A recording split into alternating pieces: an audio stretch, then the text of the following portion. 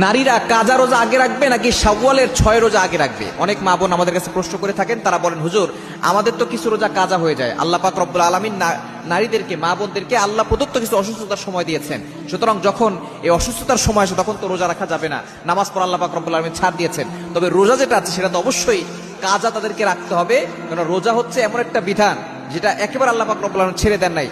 যেহেতু সেটা বছরে মাত্র 1 মাস রাখতে হয়, যখন নারী অসুস্থ হবে তখন তারা রোজা রাখবে না, তবে পরবর্তী সময় রোজাগুলো কাজা করবে।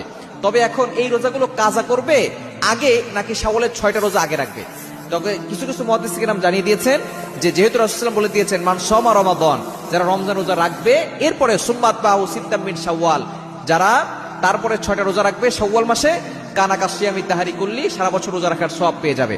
তো এখন কিছু কিছু মুহাদ্দিসিনে কেরাম বলেছেন যেহেতু রাসূলুল্লাহ সাল্লাল্লাহু আলাইহি ওয়াসাল্লাম বলেছেন আগে শাওয়াল মাসে 6টা রোজা রাখবে, অর্থাৎ রমজান রোজা রাখবে আগে, তারপরে শাওয়াল মাসে 6টা রোজা রাখবে, তাহলে আল্লাহ তাআলা সারা বছর রোজা রাখার সওয়াব দান করবে।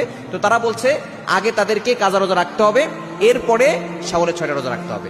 তবে কিছু কিছু মুহাদ্দিসিনেরা আবার বলছেন যে না, যেহেতু কাজা রোজা পরেও রাখার সুযোগ আছে, কিন্তু শাওয়াল মাসের যে রোজাগুলো সেটা তো শাওয়াল মাসেই রাখতে হবে, পরের মাসে রাখলে আর হবে না।